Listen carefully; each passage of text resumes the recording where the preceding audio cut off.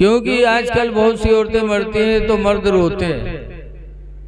हमारे इलाके में एक आदमी है, उके महतारी मरी, हमका बलैस तो गैन मट्टी दे गैन तो रवंधा रहा है लेकिन रोवत नहीं रहा है। फिर उके अब्बा मरे तब हूँ गैन मट्टी दे तब हूँ नहीं रो, चेहरे पर गम। उसके बाद उके मेहरुआ मरी तब बलैस तो गैन मट्टी दे। जैसे पहुँचन वैसे लपटी आएगा कि हो मौलाना साहब हम यतीम हो गए, ओ मौलाना साहब हम यतीम हो गए। हम कहनी का देखो, जब बाप मरा रहा है तब नहीं यतीम भव रहा है, माँ मरी तब नहीं यतीम, मेहरुआ मरी तो यतीम है। आजकल रोते हैं। फातिमा ज़हरा ने मना किया था, अली रोना चिल्लाना नहीं मेरे रोने।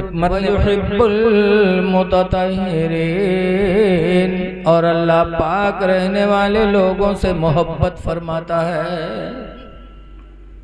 पाको साफ रहो। इंसानों में भी है कि जो पाक होता है आदमी को उससे मोहब्बत होती है। आप कोई के घरे मेहमान जाओ बन के, और कोई लड़का छोट मोट घर से निकले साफ सुथरा हो तो आप कभी उसके गाल पे हाथ डालोगे, कभी गोदी में ले लोगे, कभी चुम्मा भी ले लोगे। और कोई के घरे जाओ में लड़का निकले कि उके बुल्लू बुल्लू नाके बहात है तो उके चुम्मा ले हो, उसको करीब में भी नहीं बिठा लोगे। क्यों? इंसान की तबीयत में अल्लाह ने पाकी रखी। आज बहुत से हमारी माँ बहनें जी हैं मदरसा में, कहीं मौलाना साहब तो नहीं कुछ बनाए दो, पूछो कहा बात, तो कहीं हमरे गुडवा कब्बा तो हमरे लंग निगाह नहीं उठावत। बताओ जब महीना नहाई हो ना तो आदमी की निगाह उठी, कब नहाई है? जब कहूँ मेलम जाए खाई या कहूँ तवाजा खाए खाई तब नहाई है। ऐ मेरी माँ बहनों, पाको साफ रहा करो। हदीस पाक में नबी तलहता काला काला रसूलुल्लाह सल्लल्लाहु अलैहि वसल्लम, अबू तलहा फरमाते कि अल्लाह के रसूल ने इरशाद फरमाया, ला तदखुलुल मलाइकतु बैतन, उस घर में फरिश्ते नहीं दाखिल होते, जुनबुन व कलबुन, जुनबुन व कलबुन व सुवरुन, जिस घर में कोई नापाक आदमी हो, जिस घर में कोई कुत्ता हो, जिस घर में कोई फोटो लगा हो, उन घरों में रहमत के फरिश्ते नहीं जाते। तो अगर चाहते हो कि अल्लाह के फरिश्ते हमारे घरों में आए ताकि अल्लाह की रहमत हमारे घर में दाखिल हो, तो हम पाको साफ रहें। अहले बैत पाक रहते थे, इसीलिए फरमाते हैं कि जिनकी पाकी का खुदाए पाक करता है बयां, जिनकी पाकी का खुदाए पाक करता है बयां,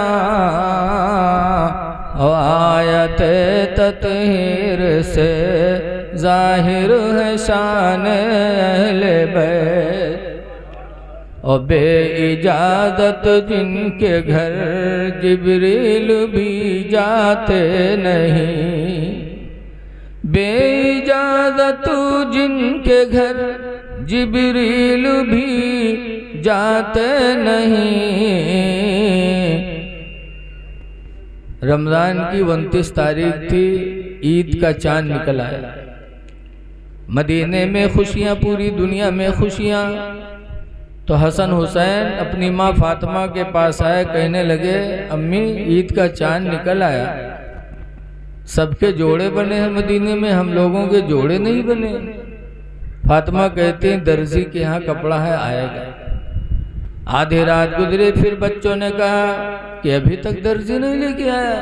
फातिमा कहती हैं कि आएगा। हसन हुसैन को सुला दिया। सुलाने के बाद फातिमा ने वज़ू बनाया, 2 रकात नमाज पढ़ी, और 2 रकात नमाज पढ़ने के बाद दुआ मांगी, अल्लाह तो खूब जानता है कि मदीने में सबके कपड़े बने, हसन हुसैन के कोई कपड़े नहीं बने हैं। तेरी रहमत पर भरोसा करके मैंने कह दिया दर्जी के यहाँ रखे हैं। अल्लाह मेरे बेटों के लिए लिबास का इंतजाम फरमा दे। फातिमा ने दुआ मांगी, रवायतों में है कि सुबह सादिक के वक्त हजरत जिब्रील जन्नती जोड़ा लेके फातिमा के दरवाजे पर हाजिर हो गए। दरवाजा खटखटाया, फातिमा कहती कौन? कहा अहले बैत का दर्जी है, हसन हुसैन के लिए जोड़े लेके आया है। जब फातिमा ने दरवाजा खोला तो देखा कि हजरत जिब्रील खड़े हैं। तो जिब्रील बगैर इजाजत के अंदर नहीं है।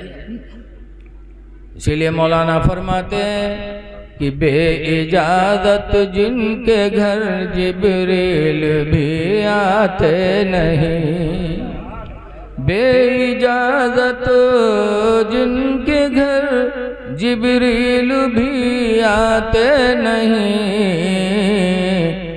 कदर वाले जानते हैं कदर शान अहले बैत, कदर वाले जानते हैं कदर शान अहले बैत। आप भी किसी के घर जाओ तो बगैर इजाजत के अंदर न घुसो।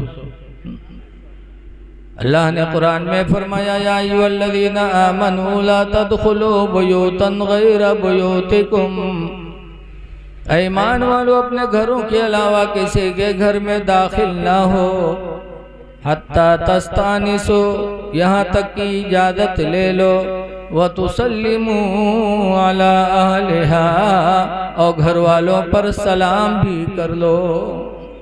इजाज़त लो, सलाम करो, तब घर में जाओ। बहुत से लोग ऐसे चले जाए हो घर में घुस जाइए। अब कोई लेटा है, कोई किसी हालत में, कोई किसी हालत में है, मना है इस्लाम। किसी के दरवाजे पर जाओ तो पहले दस्तक दो, इजाज़त मांगो। लेकिन ये मेरी इजाज़त ना मांगो कि दरवाजा तिहा ठाड़ो के झकबो करो, इजाज़त मांगो। हाँ, जब झांक ही लिया आपने तो मतलब क्या रहा इजाज़त? झांको ना, दरवाजे के दाहिने तरफ खड़े हो या बाएं तरफ खड़े हो, और इजाज़त मांगो। किस तरह? इस तरह नहीं कि आए जाए हो ना, बल्कि तफसीर में कि दाएं बाएं खड़े हो जाओ, उसके बाद कहो सुबहान अल्लाह, फिर कोई न बोले तो कहो अल्हम्दुलिल्लाह, फिर भी कोई न बोले तो कहो अल्लाहु अकबर, और तब हूँ कोई न बोले तब खांसक शुरू करो। लेकिन इजाज़त ले लो, बगैर इजाज़त के अंदर न जाओ। जिब्रील फातिमा के घर बगैर इजाज़त के दाखिल नहीं हुए। अब आगे फरमाते हैं कि सर कटाना घर लुटाना कोई उनसे सीख ले, सर कटाना घर लुटाना कोई उनसे सीख ले, और जान आलम हो फिदाए खानदान अहले बैत, जान आलम हो फिदाए खानदान अहले बैत। अल्लाह ने अपने अच्छे बंदों का इम्तिहान लिया। नबियों का इम्तिहान सबसे ज़्यादा हुआ, क्योंकि अल्लाह की मखलूक में सबसे ज़्यादा महबूब नबी ही थे। हज़रत ज़करिया का इम्तिहान हुआ। हज़रत ज़करिया का इम्तिहान हर नबी का हुआ। हज़रत ज़करिया के ज़माने में एक बादशाह था जो अपनी साली पर आशिक हो गया था, और साली से भी निकाह करने का इरादा किया। हज़रत ज़करिया से मसला पूछा तो हज़रत ज़करिया ने कहा कि एक शख्स के निकाह में दो सगी बहनें नहीं हो सकती। उसने कहा नहीं ज़करिया, मसला बदलो वरना तुम्हें कत्ल कर देंगे। हज़रत ज़करिया ने कहा खुदा का फरमान नहीं बदल सकता, लेकिन वो मुकम्मल तरीके से आशिक हो चुका था। आज भी होता है, बीवी के लड़का हो तो साली का बलैया होते ने अपने बहनिया खवा पिया, ओका बलैया खवावे पियावे खाते के धीरे धीरे वो फुटी आई। उसके बाद बीवी का लात मरी। शैतान बड़ा दुश्मन है, इसीलिए मना किया गया कि बहनवाई के घर में या बहनवाई के साथ साली को न भेजा जाए। हजरत ज़करिया ने कहा ऐसा नहीं हो सकता। तो बादशाह ने जब कत्ल करने के लिए फौज भेजा तो हजरत ज़करिया ने जान बचाने के लिए वतन छोड़ दिया। जान का बचाना भी फर्ज है। जान बचाना फर्ज है। जैसे नमाज पढ़े चलो कोनो बंदूक लेके ठाड़ हो जाए कि नमाज पढ़ियो तो हम गोली मार दे, तो इस्लाम कहता है नमाज छोड़ दो, जान बचा लो। इसलिए कि जान चली जाएगी तो दोबारा नहीं मिलेगी, और नमाज चली जाएगी तो उसकी कज़ा अल्लाह ने रखा है। जान बचाना ज़रूरी है। बम्बई में एक दावत में हम थे, हज़रत अल्लामा अब्दुल कादिर खत्री अली रहमा भी थे। तो जब खाना लोग लगावे लागे तो बड़े मौलाना के प्लेट में बोटी ज़्यादा डाला थे। हमरे लोगन में डाल थे, हम लोग ऊपर से मना करे थे रहे दो अंदर से जो चाहते नहीं उड़े ले रहा। हाँ, लेकिन अल्लाह वाले जो कहते हैं वो दिल से कहते हैं। हज़रत मौलाना अब्दुल कादिर खत्री ने मना किया, कहा इतना मत डालो। कहे नहीं नहीं हज़रत खाओ। तो हज़रत को जितना खाना था खा लिए, फिर छोड़ दिया। तो जो हिलवे मसला बतावे लगा, कहें अरे हज़रत प्लेट साफ करना सुन्नत नबी है, नबी की सुन्नत है। तो हज़रत ने फरमाया हाँ हाँ प्लेट साफ करना सुन्नत है और जान बचाना फर्ज है। हाँ। हज़रत ज़करिया जान बचाने के लिए वतन छोड़ दिए। पीछे कातिल लोग चल रहे थे। हज़रत ज़करिया के सामने एक दरख्त खोखला मिला तो हज़रत ज़करिया उसमें दाखिल हो गए। दरख्त अल्लाह की कुदरत से मिल गया, और जब मिला तो कत्ल करने वाले वहां तक पहुंचे। उसके बाद देखा कि हज़रत ज़करिया गायब हो गए, तो वापस हुए।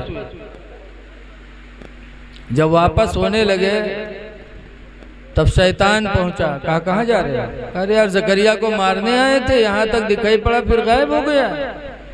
तो शैतान के यहाँ लेके गया दरख्त के पास, और हज़रत ज़करिया का एक चादर का कोना बाहर था। कहा देखो ये उनकी चादर इसी दरख्त के अंदर है। कहा तब कैसे किया जाए? शैतान ने कहा आरा लाओ। आरा लाया गया। कहा चीरो। जब हज़रत ज़करिया के सर पर आरा पहुंचा तो अल्लाह ताला ने फरमाया ज़करिया वुफ न करना। आरा चला और हज़रत ज़करिया के दो टुकड़े हो गए, लेकिन अल्लाह के फरमान में बदलाव नहीं लाया। पता चला कि हर नबी का इम्तिहान हुआ, तो इमाम हुसैन का इम्तिहान क्यों नहीं होता? इसलिए कि वो नबी के नवासे थे। अल्लाह ने उनका इम्तिहान लिया 5 चीज़ों के जरिए। हम सबका भी इम्तिहान होता है। अल्लाह फरमाता वाला नबलुवन्नकुम बिशैइन मिनल खौफि वल जूअ, ज़रूर हम तुम्हारा इम्तिहान लेंगे कुछ चीज़ों के जरिए। खौफ दे करके, हुकूमत का खौफ दिल में पैदा करेंगे, फिर देखें कि तुम मेरी बात मानते हो या हुकूमत की बात मानते हो। मुझे डरते कि हुकूमत को डरते। भूख की तकलीफ देंगे, माल कम करेंगे, जान कम करेंगे, फलों को कम करेंगे। तो इम्तिहान अहले बैत का हुआ, और उस इम्तिहान में इमाम हुसैन कामयाब हुआ।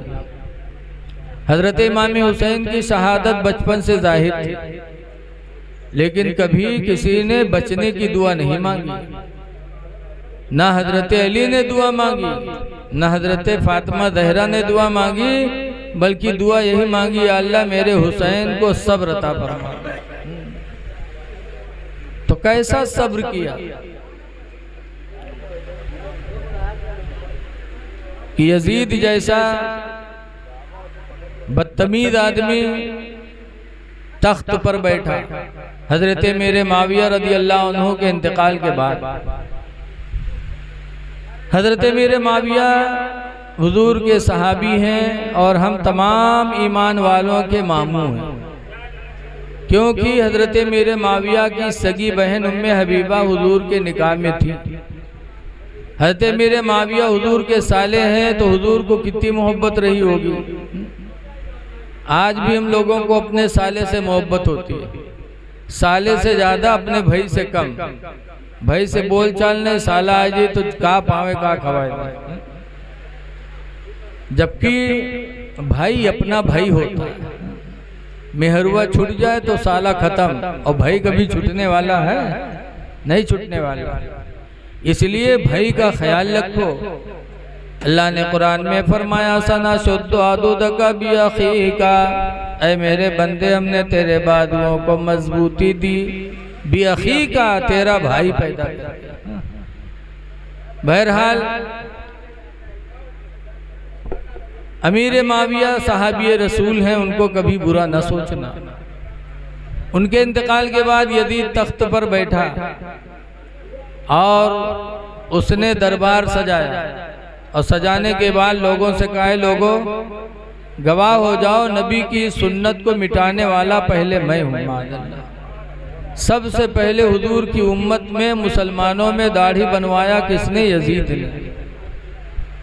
बैठते बैठते शराबी बन गया, जुआरी हो गया, नमाजों को छोड़ दिया, माँ बहन बेटी से निकाह को उसने जायज़ कर दिया। माज़अल्लाह, ऐसी सूरत में क्या इमाम हुसैन यजीद के हाथ पे हाथ दे सकते थे?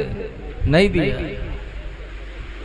मदीना छोड़ना पड़ा इमाम हुसैन ने, मदीना छोड़ दिया, लेकिन उसके हाथ पे हाथ न दिया। वो मदीना जिसका मकाम कितना बुलंद है कि आला हजरत इमाम अहले सुन्नत फरमाते हैं, हाँ हाँ रहे मदीना है गाफिल जरा तुझा, हाँ हाँ रहे मदीना है गाफिल जरा तू जाग, ऐ पाँव रखने वाले ये जा चश्मो सर की है। मदीना छोड़ा इमाम हुसैन ने, लेकिन यजीद के हाथ पे हाथ नहीं दिया। आज हम और आप भी मुरीद होते हैं, लेकिन हम लोग मुरीद होने के टाइम ये सब नहीं देखते। बस देखा का बाबा कहे लाल पीला, वह हाथ में हाथ दे के मुरीद होगा। ऐ लोगों, मुरीद होने से पहले अपने पीर को देखो, जैसे इमाम हुसैन ने देखा था, नहीं हाथ दिया। मदीने से मक्का जाना पड़ा, मक्का चले गए, मक्का से कोफा जाना पड़ा, कोफा चले गए, लेकिन मेरे इमाम ने यजीद के हाथ पे हाथ नहीं दिया।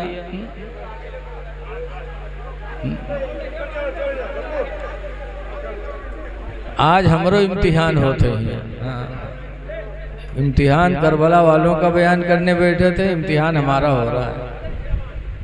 खैर, अल्लाह ताला जो करता है अच्छा करता है। बारिश का होना भी जलसे की कबूलियत की दलील। हदीसों में आया है, जब कोई तकरीब हो, उस तकरीब में बारिश की छींटें आ जाएं तो समझ जाओ वो तकरीब बारगाह मौला में कबूलियत की निशानी है।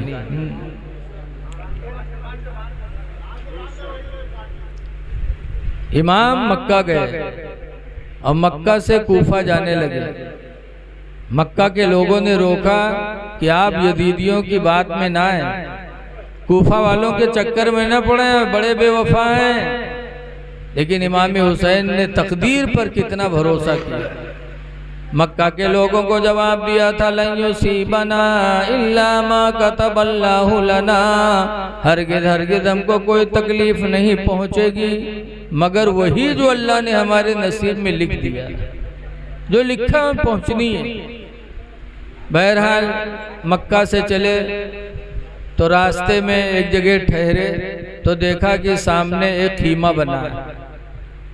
अपने आदमी को भेजा कि जाके देखो ये खीमा किसका है। जाके पूछा तो पता चला ज़ुहैर का खीमा है। हज करके घर वापस जा रहे हैं, रास्ते में है। इमाम हुसैन ने जब सुना तो फरमाया, जाके ज़ुहैर से कह दो कि नबी के नवासे हुसैन तुमको बुला रहे हैं। वो गए, वो तब बताए तो ज़ुहैर ने कहा, जाके हुसैन से कह दो मुझे आने का मौका नहीं है, मैं घर जा रहा हूं। तब ज़ुहैर की बीवी ने कहा था, ज़ुहैर नबी के नवासे तुमको बुला रहे हैं, तुमको जाने का टाइम नहीं है। अरे ज़ुहैर क्या इस दुनिया में हुसैन से भी बेहतर कोई होगा? पूरी दुनिया में हुसैन से बेहतर कोई नहीं है, और हुसैन बुला रहे हैं, तुमको मौका नहीं है? जाओ ज़ुहैर, हुसैन की आवाज़ पे लब्बैक करो, इसी में तुम्हारी कामयाबी है। हजरत ज़ुहैर की बीवी ने समझाया तो ज़ुहैर आए इमाम हुसैन के पास। पूछा कहाँ जा रहे हैं? कहा करबला जा रहे हैं। जैसे ज़ुहैर ने सुना कि करबला जा रहे हैं, वैसे ज़ुहैर फौरन अपने खीमे में गए और जाते जाते अपनी बीवी को फौरन 3 तलाक दे दिया और कहा तुम अपने भाइयों के साथ मैके जाओ और मैं हुसैन के साथ करबला जा रहा हूँ। तो ज़ुहैर की बीवी चौंकी, करे ये तो जा नहीं रहे थे हुसैन के बुलाने पर, मैंने भेजा। तो हुसैन ने कौन सी बात ऐसी कह दी कि आते आते इन्होंने मुझे तलाक दे दिया? पूछा ज़ुहैर क्या हुआ, हुसैन ने क्या कहा आपसे? तब कहा, ज़ुहैर ने कहा सुनो, रसूलुल्लाह सल्लल्लाहु अलैहि वसल्लम के साथ एक जंग जिसका नाम है बुलंजर, जंगे बुलंजर में मैंने शिरकत की थी। तो जंग में अल्लाह ने मुसलमानों को फतेह दिया था, तो माले गनीमत बहुत हाथ आया था। तो सरकार ने मुजाहिदीन को माले गनीमत बांटा था। तो जंग में हम लोगों के हिस्से में बहुत ज्यादा माल आया था। जब माले गनीमत मेरे हाथ में आया था तो मैं खुश हुआ था। तो हुजूर के सहाबी सलमान फारसी ने देखा था तो कहा था ज़ुहैर बहुत खुश हो रहे हो? कहा क्यों ना खुश हूं, अल्लाह ने जंग में कामयाबी भी दी और माले गनीमत भी अता किया, क्यों ना खुश हूं? तब सलमान ने कहा था ज़ुहैर इससे ज्यादा खुशी तुमको उस दिन होगी जिस दिन तुम करबला में इमाम हुसैन के साथ शहादत का दर्जा पाओगे। उस दिन तुम्हें ज्यादा खुशी होगी। ऐ मेरी बीवी, आज मेरी जिंदगी में वो खुशी के दिन आ गए। हुसैन करबला जा रहे हैं और मैं करबला जाके हुसैन के साथ शहादत पाऊंगा। इससे बड़ी खुशनसीबी क्या हो सकती है? तुम घर जाओ। हजरत ज़ुहैर इमाम के साथ चल पड़े। पता चला कि हुजूर के हयात में भी सहाबा जानते थे कि हुसैन को करबला में शहीद होना। इमाम हुसैन पहुंचे कूफा, तो हुर बहुत बड़ी लश्कर लाके इमाम हुसैन को रोक दिया। क्या यहीं रुकिए, दरियाए फरात यहाँ से करीब है। इमाम हुसैन ने कहा हुर ये बताओ कि इन कूफियों ने हमें बुलाया है तो मैं आया हूं। कहा मुझे कुछ नहीं मालूम किसने बुलाया, आप आए हैं, मुझे हुक्म है कि जहां मिले रोक दें। फरमाया हुर इस पे तुमको क्या मिलेगा? हुर सोचो, अपनी आखिरत सोचो। इमाम हुसैन ने फरमाया कि 3 बातें मेरी मान लो, या तो मुझे बुलाया है तो मुझे लेके चलो। 53 खतूत पलट दिए। कहा देखो तुम लोगों के खतूत आए थे, मैं आया हूँ, अगर चाहो तो ले चलो और अगर नहीं चाहते हो तो दूसरी बात यह है कि मुझे छोड़ दो, मैं मदीने से आया था, मदीना चला जाऊँ। या तीसरी बात यजीद के पास मुझे ले चलो, मैं खुद अपनी बात यजीद से तय कर लूँगा। लेकिन हुर ने कहा सब कुछ नहीं, मुझे रोकने का हुक्म दिया गया। यहाँ तक कि लश्कर 22,000 की आ गया। इमाम हुसैन के साथ कितने थे?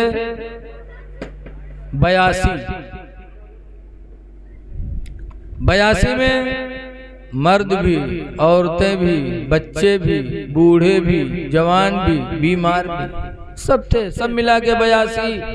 और उन 82 से लड़ने के लिए लश्कर आई 22,000 की। और 22,000 की लश्कर आने के बाद दरियाए फरात पे कब्जा कर लिया। पहली मुहर्रम को वहां पहुंचे थे, जुमेरात का दिन था, रोक दिया गया। और 7 मुहर्रम को पानी बंद किया गया। 7 को बंद रहा, 8 को बंद रहा, 9 को बंद रहा। 9 को नमाज असर पढ़ के हजरत इमाम खीमे के दरवाजे पर बैठे थे, तलवार की टेक लगाए, हल्का सा झोंका आया नींद का। हजरत ज़ैनब खीमे के अंदर थी, आए कहा भाईजान भाईजान आप सो रहे हैं, यजीदी शोर मचा रहे हैं। तो इमाम हुसैन ने आंखें खोली और अपने भाई अब्बास से कहा अब्बास जाके देखो ये शोर क्यों मचा रहे हैं। अब्बास गए तो यजीदियों ने कहा जाके कह दो कि या तो जंग के लिए तैयार हो जाएं या तो यजीद की बैत करें। इमाम हुसैन ने फरमाया अब्बास जाके कह दो कि आज रात मुझे मोहलत दे दे। 1 रात की मोहलत मांगी थी इमाम ने, चाहते तो 9 मुहर्रम ही को शहादत हो जाती।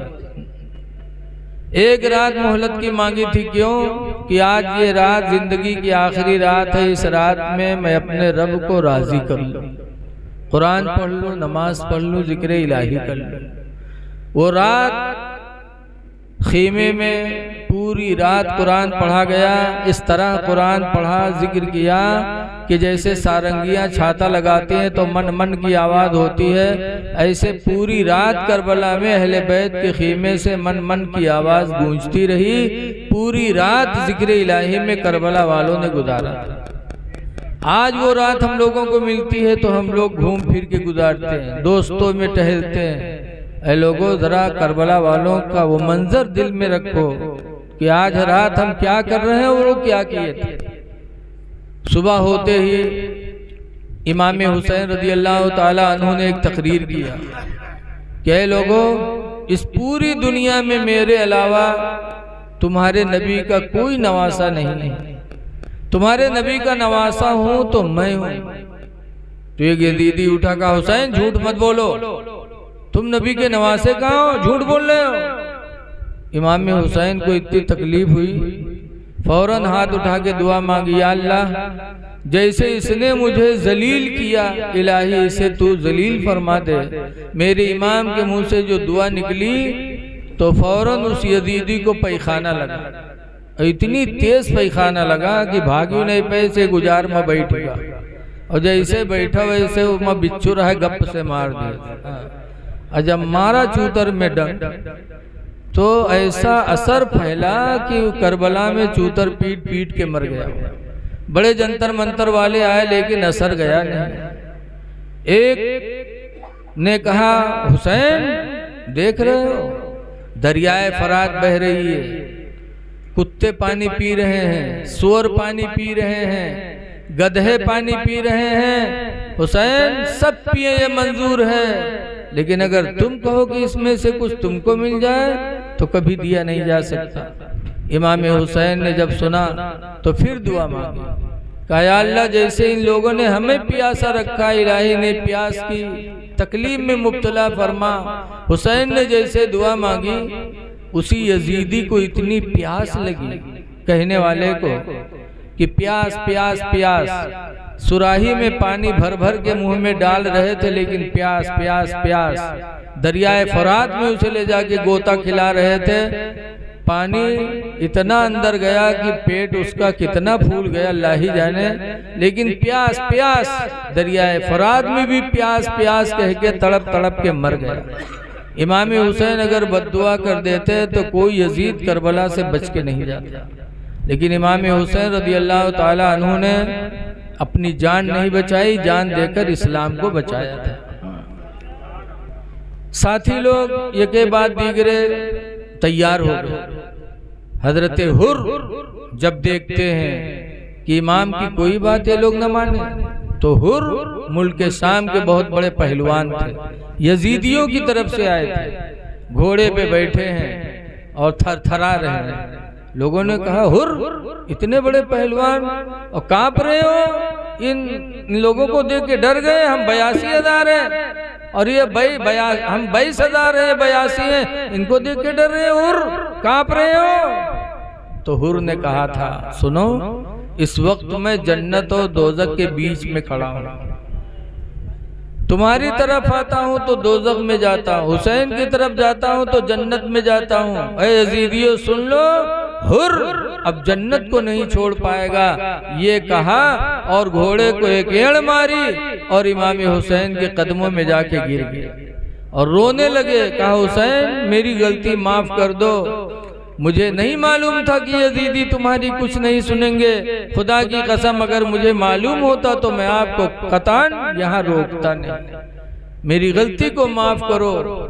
इमाम हुसैन ने माफ किया और फिर फरमाया तुम्हारा नाम हुर है। हुर का मतलब कि तुम जहन्नम से आज़ाद हो। हुर कहते हैं मुझे इजाज़त दो मैं जामे शहादत नोश कर लूँ। इमाम हुसैन ने इजाज़त दी। हजरत हुर यजीदियों के मुकाबले में गए, कई यजीदियों को काट कर गिराया। फिर इमाम हुसैन के पास आए, कहने लगे आका एक घूंट पानी चाहिए। इमाम हुसैन फरमाते हैं करीब हुर तुम हौदे कौसर पर सैराब हो जाओगे। फिर हुर गए और लड़ते लड़ते शहादत हासिल कर ली। इन्ना लिल्लाहि व इन्ना इलैहि राजिऊन।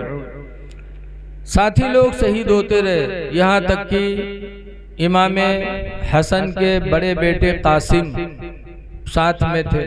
आए, कहा चाचा मुझे भी इजाजत दे दो, मैं भी शहादत हासिल कर लूं। तो इमाम हुसैन ने कहा था कासिम तुम मेरे भाई हसन की यादगार हो। जब मुझे अपने भाई हसन की याद आती है तो मैं तुम्हें देख लेता हूँ, मैं तुम्हें किस दिल से इजाजत दे दूं। हजरत कासिम को याद आया तो आस्तीन पलटे एक तावीज़ पहने थे। उनके अब्बा हसन ने तावीज़ दिया था। तावीज़ खोला कासिम ने और इमाम हुसैन को दिया।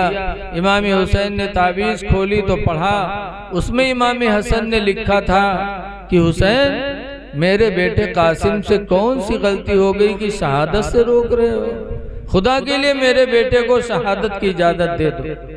हजरत कासिम को इजाज़त दी। हजरत कासिम जब मैदान कारदार में पहुंचे तो यजीदियों ने देखा तो भगे, क्योंकि हजरत कासिम का चेहरा रसूलुल्लाह सल्लल्लाहु अलैहि वसल्लम के चेहरे से मिलता जुलता था। देखा तो भगे, कहा रे ये तो हुजूर आ गए मैदान में लड़ने के लिए, अब कौन लड़ेगा। अमर बिन साद जो लश्कर का सिपह सालार था उसने गौर से देखा तो कहे लोगों भगो ना, ये कासिम है, हसन का लड़का कासिम है, अल्लाह के रसूल नहीं, इधर आओ इधर आओ। फिर आए तो जंग का मुकाबले का टाइम आ गया। तो मुल्क शाम का बहुत बड़ा पहलवान था एक अरज़क। अमर बिन साद ने कहा जाओ अरज़क कासिम का मुकाबला करो। अरज़क ने कहा मैं इतना बड़ा पहलवान और बच्चे से जाऊं लड़ूं, मेरी बेइज्जती है।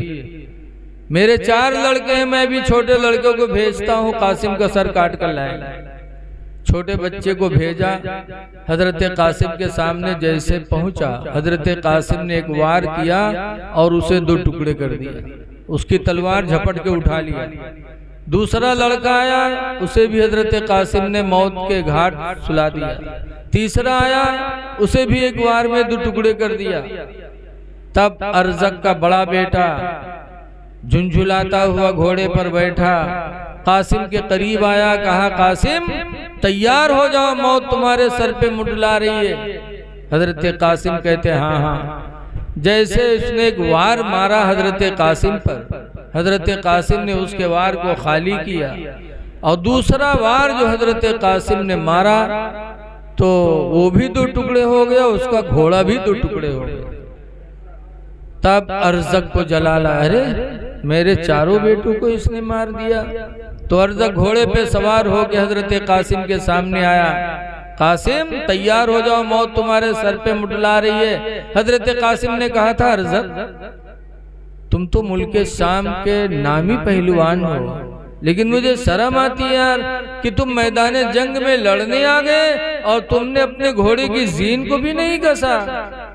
वह झुक के देखा, कहा नहीं कसा।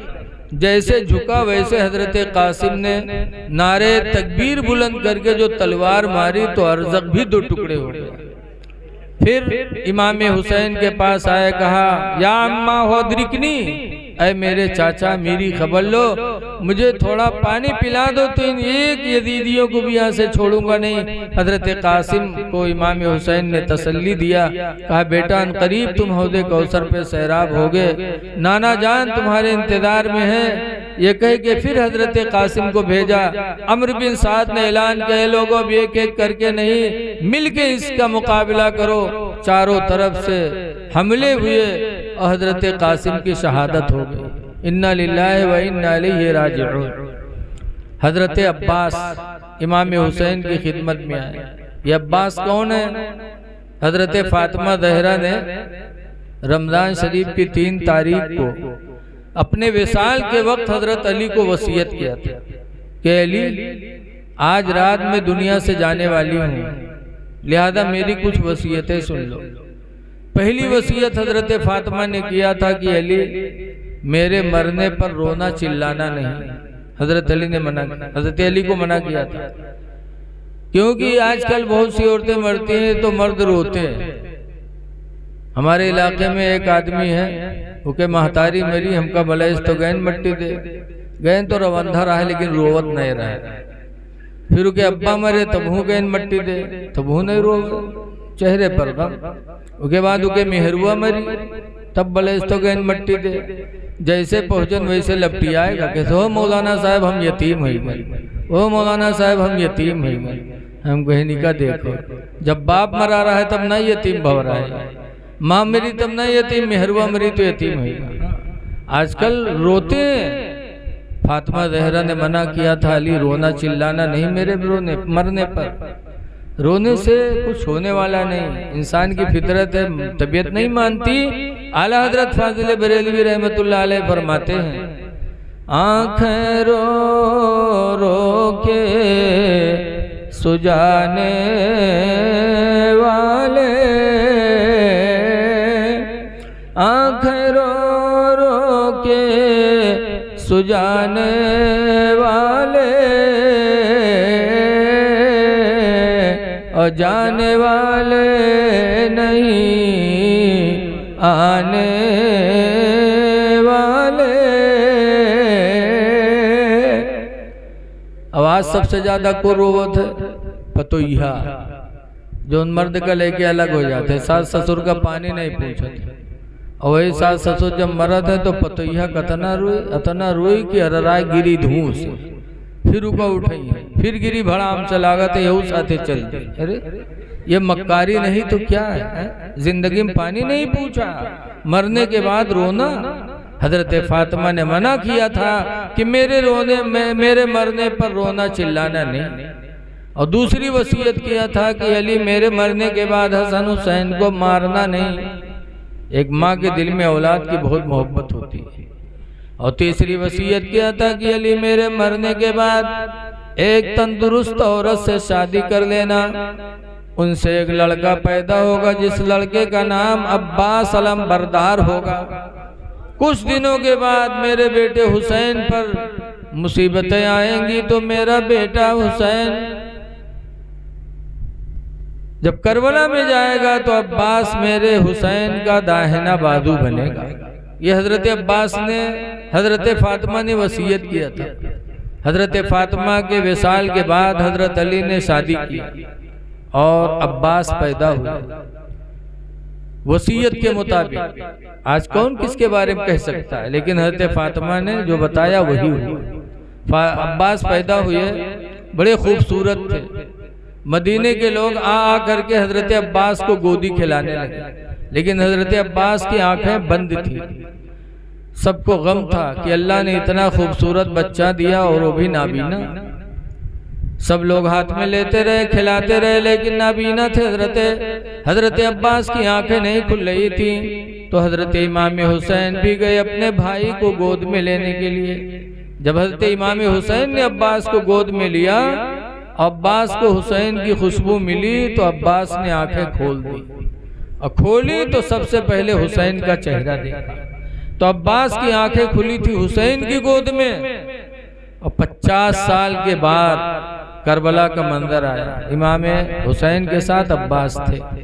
तो अब्बास ने कहा था, आका हुसैन, अली असगर प्यासे हैं, मुझे इजाजत दे तो मैं दरियाए फरात से पानी लाके पिला दूं, वरना अगर असगर प्यासे चले गए तो कयामत में रसूलुल्लाह को मैं क्या मुंह दिखाऊंगा कि अब्बास तुम्हारे होते हुए अली असगर प्यासे चले आए। इमाम हुसैन ने इजाजत दिया। हजरत अब्बास ने मस्कीदा लिया और घोड़े पे बैठे तलवार लिया, दरियाए फरात की तरफ बढ़े। दरियाए फरात में घोड़ा कुदाया, मस्कीदे में पानी भरा, खुद 4 दिन के प्यासे थे।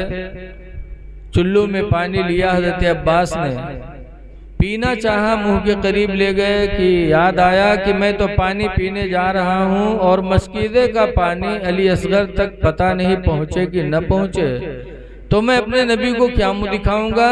ये सोचकर हजरत अब्बास ने हाथ का पानी छोड़ दिया। फिर अपने घोड़े के सर पे हाथ रखा, कहा बेटा तू भी 4 दिन का प्यासा है, दरियाए फरात तेरे कदमों में है बेटा, पानी पी ले। तो रवायतों में है कि घोड़ा हिनहिनाया और अपने सर को हिला दिया। सर हिलाकर घोड़े ने जवाब दिया था कि अब्बास मैं जानवर जरूर हूं लेकिन बेवफा नहीं हूं कि मेरे अहले बैत प्यासे रहे और मैं पानी पी लूं। हजरत अब्बास ने मस्कीदा कंधे पे टांगा, हाथ में तलवार लिया, घोड़े पे बैठे खीमे की तरफ रवाना हुए कि यजीदियों में शोर मची कि पानी रोको रोको। एक यजीदी ने पीछे से तलवार मारी, हजरत अब्बास का दाहिना हाथ कट के नीचे चला गया। तो बाएं हाथ में मस्कीदा टांगा, बाएं हाथ में तलवार, मारते काटते आगे बढ़ रहे थे कि इतने में फिर किसी यजीदी ने पीछे से तलवार मारा, हजरत अब्बास का बायां हाथ भी कट गया। चमड़े का मस्कीदा था, दांतों में दबाया कि किसी तरह पानी पहुंच जाए, लेकिन यजीदियों ने तीर बरसाना शुरू किया। इतनी तीर मारी कि मस्कीदा चमड़े का था, छलनी हो गया। पानी बहा, जैसे मस्कीदे का पानी बहा, हजरत अब्बास की हिम्मत भी वही बह गई। पुकारा या मौला हो अदरिकनी, ऐ मेरे आका हुसैन मेरी खबर लो। इमाम हुसैन आए, अब्बास को गोद में उठाया। एक बात याद रखो, अब्बास भाई थे लेकिन जिंदगी में इमाम हुसैन को कभी भाई नहीं कहा, हमेशा मौला आका कहते थे। जब कहा या मौला हो अदरिकनी में, मेरे आका मेरी खबर लो, तो अब्बास तो इमाम हुसैन ने कहा था अब्बास तुम मेरे भाई हो लेकिन जिंदगी में तुमने मुझे अपना कभी भाई नहीं कहा। कान तरस रहे अब्बास भाई का नाम सुनने के लिए। आखिरी वक्त है अब्बास, कम से कम अपने मुंह से मुझे भाई तो कह दो। तो हजरत अब्बास ने कहा था या खाहो अदरिकनी, ऐ मेरे भाईजान मेरी खबर लो। ये कहा, फिर अब्बास कहते हैं या अल्लाह, अब्बास कितना खुश नसीब है कि जिसकी गोद में अब्बास ने आंखें खोली थी, आज उसी हुसैन की गोद में अब्बास की आंखें हमेशा के लिए बंद हो रही हैं। ये कहा और हजरत अब्बास की रूह जिस्म से निकल गई। इन्ना लिल्लाहि व इन्ना इलैहि राजिऊन। हजरत अली असगर जो 6 महीने के थे, इमाम हुसैन की बीवी शहरबानो, ये एक बादशाह की लड़की थी। शहरबानो के बाप का नाम था यसजुर्द। यसजुर्द एक बादशाह थे, उन्हीं की लड़की थी शहरबानो जो इमाम हुसैन के निकाह में थी। शहरबानो कहती हैं आका हुसैन, मैंने अपने अब्बा से सुना था, मेरे अब्बा यसजुर्द बादशाह कहा करते थे कि मुसलमान वो कौम है जो किसी पर जुल्म नहीं करती। आका हुसैन ये यजीदी भी मुसलमान है, कलमा पढ़ते, नमाज पढ़ते, कुरान पढ़ते, और अब्बा कहा करते थे कि मुसलमान कौम जालिम नहीं होती। मेरा बच्चा अली असगर प्यास से तड़प रहा है, ले जाओ बच्चे को दिखाओ, हो सकता है इन जालिमों को रहम आ जाए। हजरत अब्बास अली असगर को गोद में लिए और यजीदियों के सामने गए। फरमाते हैं यजीदियों, अगर कुछ बिगाड़ा है तो मैंने बिगाड़ा, मेरे बेटे ने कुछ नहीं बिगाड़ा, लिहाजा मेरे बेटे अली असगर को चंद घूंट पानी दे दो। तो एक हुरमला नाम का इंसान आगे बढ़ा, कहा हाँ हाँ हुसैन, ये यजीदी बड़े जालिम है, तुम्हारे बच्चे पे रहम नहीं करते, लाओ मैं पानी पिलाता हूँ। ये कह करके आगे बढ़ा, हाथ आस्तीन में तीर थी छुपा के लेके गया और करीब पहुंचा तो अली असगर के हलक पे तीर मारी। ऐसी तीर मारी कि हलक से गर्दन पार करके इमाम हुसैन के बाजू में तीर लगी। इमाम हुसैन ने अली असगर के हलक से तीर खींचा, खून का फव्वारा जारी हुआ और उसी के साथ साथ अली असगर की रूह निकल गई। इमाम हुसैन ने कहा था या अल्लाह, तेरा शुक्र है कि हुसैन की नन्ही कुर्बानी भी तूने कबूल फरमा लिया। ये कह के गए, शहरबानो की गोद में दिया। हजरत शहरबानो के मुंह से निकला था, या वैलता, हाय मुसीबत। इतना कहा था कि इमाम हुसैन ने मना किया, शहरबानो सब्र करो, अहले बैत के घर की हो, सब्र करो। ज़ैनुल आबिदीन जो 22 साल के थे आए, कहा अब्बा अब मुझे इजाज़त दे दो, मैं भी अपने भाइयों से जा मिलूं। तो इमाम हुसैन ने कहा था, ज़ैनुल आबिदीन तुम्हें शहीद नहीं होना, तुम शहीद हो जाओगे तो मेरे बाद मेरी नस्लें किससे चलेंगी। ज़ैनुल आबिदीन तुम्हें जिंदा रहना है, मेरी शहादत काफ़ी होगी। ये कह करके इमाम हुसैन यजीदियों के सामने गए और फिर भी समझाया, लेकिन उनके नसीब में ये खुशबख्ती नहीं लिखी थी। इमाम हुसैन से मुकाबला करने लगे, इमाम हुसैन लड़ते रहे, यहाँ तक कि लिखा है कि 72 जख्म इमाम हुसैन के बदन पे लग चुके थे, लेकिन फिर भी इमाम हुसैन लड़ रहे थे। ये बहादुरी इमाम हुसैन को कैसे मिली। फातिमा ज़हरा एक दफ़ा हसन हुसैन को लेके गई थी कि अब्बा इन दोनों नवासों को कुछ दे दो, तो हुजूर ने फरमाया था, हसन को मैंने अपना इल्म दिया और हुसैन को मैंने अपनी बहादुरी दिया। तो बहादुरी हुजूर से मिली थी, इसलिए 72 जख्म हो गए थे, लड़ रहे थे। आखिरी तीर जब इमाम हुसैन की पेशानी पे आके लगी, तो इमाम हुसैन ने जब वो पेशानी से तीर खींची तो खून का फव्वारा बहा। इमाम हुसैन को चक्कर आया, घोड़े से नीचे आए। जैसे घोड़े से नीचे आए, सिम्र बदनसीब दौड़ा और इमाम हुसैन के सीने पे बैठा, मियान से तलवार निकाली, गले पे रखा और चलाया, लेकिन गला न कटा। तो इमाम हुसैन ने फरमाया, सिम्र तेरी तलवार गले को नहीं काट सकती, अगर काटना है तो इधर से काट, पीछे से काट, आगे से तेरी तलवार नहीं काट सकती। कहा क्यों? कहा ये गला वो है जिसे मेरे नाना रसूलुल्लाह चूमा करते थे। जरा गिरेबान खोल। जब गिरेबान खोला तो कोढ़ के दाग थे सीने में। इमाम हुसैन फरमाते हैं, सिम्र मेरे नाना रसूलुल्लाह कहा करते थे कि मेरी उम्मत में एक कोढ़ी होगा जो मेरे हुसैन को शहीद करेगा। सिम्र तू वही बदनसीब है, तुझे शर्म नहीं आती? जुमा का दिन है, नमाज का वक्त है, सारे इमाम मस्जिदों के मिंबर पे बैठकर मेरे और नबी पर दरूद पढ़ते होंगे, नबी और आले नबी पर, और तू आले नबी के सीने पे बैठा है। उतर जा, मुझे भी रब की बारगाह में सजदा करने दे। सिम्र हटा और इमाम हुसैन ने सजदे में सर रखा। खूली बदनसीब आगे बढ़ा और उसने तलवार मारी। इमाम हुसैन का सर मुबारक जिस्म मुबारक से अलग हो गया। इन्ना लिल्लाहि व इन्ना इलैहि राजिऊन। सजदे में सर कटाकर इमाम हुसैन ने हमको आपको एक तालीम दी थी कि मेरे नाना जान के कलमा पढ़ने वालों, तुम हुसैन की तरह सजदे में सर तो नहीं कटा सकते हो, लेकिन कम से कम अपने सर को सजदे में झुका तो सकते हो। इसलिए लोगों, नमाजों की पाबंदी करो, तभी इमाम हुसैन खुश होंगे, करबला वाले खुश होंगे। नमाजों की पाबंदी करो और उनके किरदार को जिंदा करो। इमाम हुसैन रज़ियल्लाहु ताला अन्हु, हसन, ये लोग ऐसे थे कि अल्लाह ताला ने इनके नसीब में दुनिया की जहाँ तमाम नेमतें रखी थी, वहाँ ये दोनों सखी भी थे, बहुत बड़े सखी थे। हसन हुसैन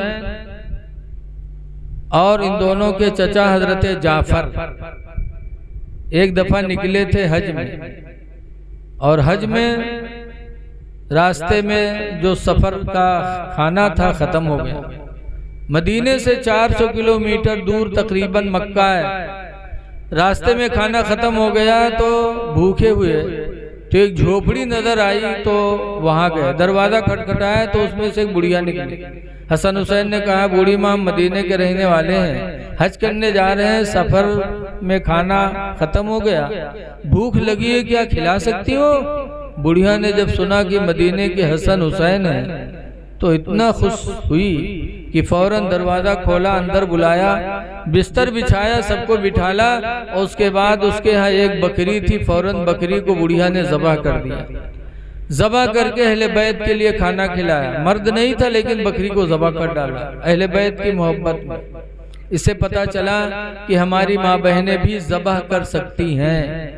बहुत से हमारी माँ बहनें समझते ने मर्द ही ज़बा करें। देखा जाता है अगर बिलैया मुर्गी पकड़ी और छोड़ाए मुर्गिया जिंदा है तो कहे ओ गुड़ुआ कब्बा दो, ओ गुड़ुआ कब्बा, अत्ते में है बिलैया टाइम से खत्म। मुर्गी ज़बा कर सकती है। जैसे मर्द बिस्मिल्लाह अल्लाहु अकबर कह के ज़बा कर सकता है, ऐसे औरत भी ज़बा कर सकती है। जैसे मर्द फातिहा कर सकता है, ऐसे औरतें भी फातिहा कर सकती हैं। लेकिन अल्लाह जाने को मसला बता दी इसकी सब फातिहा तो सब कह सकते हैं, लेकिन बड़े पीर के फातिहा मौलाना ही करी है, मौलाना हाफिज। यही हमारे 11वीं के दिन दुनिया खुशी रहा था, इमाम के यहाँ अजीब मुसीबत रहा था। 100 घर है तो 100 घर उसको फातिहा करना है, खुद फातिहा करो। बहरहाल हसन हुसैन खाना खा के हज करने चले गए और हज करके लौटे मदीना आ गए। अल्लाह की मर्जी की वो बुढ़िया गरीबी में मुब्तला हो गई और ऐसी गरीबी कि बुढ़िया भीख मांगने लगी और भीख मांगते खाते मदीना आ गई। मदीना पहुंची तो उसे याद आया किसी मदीने के लोग हमारे घर मेहमान बने थे, चलो कुछ मांगा जाए। गई हसन के दरवाजे पर, दस्तक दिया। हसन निकले, कहा पहचानते हो? इमाम हसन फरमाते हाँ हाँ, तुम वही बूढ़ी माँ हो कि हज के दौरान तुमने बकरी ज़बा करके हम लोगों को खाना खिलाया था। कहा हाँ हाँ। पूछा यहाँ कैसे? बुढ़िया ने कहा अल्लाह ने ऐसी गरीबी दे दी कि भीख मांगती खाती हूँ, भीख मांगते खाते तुम्हारे शहर मदीना में आ गई। क्या इस मुसीबत में मेरी मदद कर सकते हो? इमाम हसन ने फरमाया हाँ बैठो। गए खीमे में, घर में गए। थोड़ी देर बाद इमाम हसन एक थैला में 1000 दिरहम यानी चांदी का रुपया भर के लाए और 1000 बकरियां लेके आए। बकरियां हम वहाँ अरब में ऐसे ही होती थी जैसे हमारे तुम्हारे यहाँ धान गेहूँ जमीन से नहीं पैदा होता रहा है, लेकिन बकरियों में अल्लाह ने बरकत दी थी। अरब में 1000 बकरियां 1000 दिरहम दिया और फरमाया कि उस सफर में मेरे छोटे भाई हुसैन भी थे, वहां भी चली जाओ, भी कुछ देंगे। तो बुढ़िया वहां भी पहुंची। इमाम हुसैन ने पूछा भाईजान ने क्या दिया? बताया 1000 दिरहम 1000 बकरियां। तो इमाम हुसैन भी लेकर के आए। कहा भाईजान ने दिया तो हमसे भी ले लो। 1000 दिरहम दी, 1000 बकरियां दी। फिर इमाम हुसैन ने फरमाया कि उस सफर में हम दोनों के चचा हजरत जाफर भी थे, वहां भी चली जाओ तो कुछ मिल जाएगा। तो बुढ़िया हुआ पहुंच गई, अभी उसके पेट नहीं भरा। 2000 बकरी पाए गए, 2000 दिरहम पाए गए, लेकिन हुआ चली गए, सबका छोड़ छाड़ के गए। वहां गई, दरवाजा खटखटाया। हजरत जाफर ने दरवाजा खोला, सलाम किया, बातें हुई। तो हजरत जाफर ने पूछा हसन हुसैन ने कुछ दिया? कहा हाँ 2000 बकरियां दी हैं और 2000 दिरहम दिए। कहा ठीक है, अगर हसन हुसैन ने दिया है तो हमसे भी ले लो। उन्होंने 2000 बकरियां दी, 2000 दिरहम दिया। बुढ़िया आई थी मदीने में भिखारी बन के और अहले बैत ने ऐसी सखावत की कि मदीने से निकली तो बहुत बड़ी दौलतमंद बन के निकली। 4000 बकरियां लेके गई और 4000 दिरहम लेके गई। अहले बैत से हमें सखावत का जज्बा भी मिलता है कि अल्लाह दे तो अल्लाह के बंदों पे खर्च करना चाहिए। याद रखो, जालिम कभी ये न सोचे कि हम अल्लाह की पकड़ में नहीं आएंगे। इमाम हुसैन की शहादत के बाद 20,000 का लश्कर मुस्लिम बिन उक़बा के साथ यजीद ने भेजा, जिसने आकर मदीने तैयबा में इमाम हुसैन की शहादत के बाद 700 सहाबा को शहीद कर दिया। 700 सहाबा शहीद हुए। 300 ताबईन, तकरीबन 1000 सहाबा ताबईन को कत्ल किया। मस्जिद नबवी में घोड़ा बांधा। 3 दिन तक मस्जिद नबवी में न अजान हुई न नमाज हुई। यहाँ तक कि मक्का में भी हमला हुआ। हजरत अब्दुर्रहमान बिन जुबैर वहाँ थे और वहाँ भी जंग होने लगी। इतने में यजीद पर फालिस गिरी और मर गया। जब यजीद मरा, ऐलान हुआ तो यजीदी भागने लगे। उसी दौरान में कूफा के गवर्नर बन गए मुख्तार। तो उन्होंने कहा जिन जिन लोगों ने इमाम हुसैन की शहादत में हिस्सा लिया है, किसी एक को मैं जिंदा नहीं छोड़ूंगा। बैठते ही बैठते अपने कोतवाल अबू उमरा से कहा जाओ अम्र बिन साद को पकड़ के लाओ। तो अम्र बिन साद को जब पकड़ने गए, जो लश्कर का सिपह सालार था, तो उसका बेटा हफ्स आया। और आने के बाद मुख्तार से कहता है कि अब्बा हमारे फ़कीरी कर लिए हैं, अब घर में रहते हैं, अल्लाह अल्लाह करते हैं, अब कहीं जाते नहीं हैं। कहा अच्छा अच्छा, इमाम हुसैन के सामने फ़कीरी नहीं किया था, इमाम हुसैन की शहादत के बाद फ़कीरी कर लिया। फौरन भेजा कि जाओ पकड़ के लाओ। अम्र बिन साद आया तो हजरत इमाम हुसैन की बदले में कोतवाल अबू उमरा ने अम्र बिन साद को कत्ल किया और अली असगर के बदले में उसके बेटे हफ्स को कत्ल किया। और मुख्तार ने कह दिया कि हुसैन का बदला तो नहीं हो सकता, लेकिन मैं तुमको छोड़ने वाला नहीं था। उसके बाद भेजा किसके बाद? खूली के पास कि जाओ खूली को पकड़ के लाओ, जिसने सर को तन से जुदा किया था। खूली को पकड़ने गए तो खूली डर के वजह से डेहरी में छुप गया, लेकिन उसकी बीवी उसी दिन से जलती थी जिस दिन से उसने इमाम हुसैन की शहादत की थी। फौज पहुंची, उसकी बीवी से पूछा खूली कहाँ है? खूली ने कह दिया कि कह देना पता नहीं कहाँ। जब फौज पहुंची, अबू उमरा कोतवाल पूछते हैं कि खूली कहाँ है? तो खूली की बीवी मुंह से तो कहती थी मैं नहीं जानती, मुझे पता नहीं, हाथ से डेहरी की तरफ इशारा कर रहे थे, पता नहीं कहाँ है, पता नहीं कहाँ है। जब डेहरी का पिहान खोला गया तो वही मलुकान बैठे, तब उसको निकाला गया, उसके दोनों हाथ काटे गए, दोनों पैर काटे गए और शहर की चौराहा पे टांग करके उसको तीरों से छलनी किया गया। उबैदुल्लाह बिन ज़ियाद जो कूफे का गवर्नर था, वो फौज लेके भगा, दरियाए फरात के करीब मुख्तार की फौज ने पकड़ा और वहाँ जंग हुई। और जंग में मुहर्रम की 10 तारीख थी। उबैदुल्लाह बिन ज़ियाद को भी अबू उमरा ने कत्ल कर दिया। जिन जिन जालिमों ने इमाम हुसैन की शहादत में हिस्सा लिया था, सबसे मुख्तार ने बदला लिया। इसीलिए अल्लाह फरमाता है कि ऐ लोगो वला तहसबन्नल्लाह गाफिलन अम्मा यामलुज़ ज़ालिमून, कि हरगिज़ हरगिज़ अल्लाह को गाफिल न समझो उससे जो जालिम लोग करते हैं। तो हमें जुल्म नहीं करना चाहिए, हमें रहम करना चाहिए। अल्लाह ताला हमको आपको करबला वालों के नक्शे कदम पे चलने की तौफीक अता फरमाए और जो कुछ कहा गया अल्लाह उसे कबूल फरमाए। अब खड़े हो जाइए, सलातो सलाम पढ़ें।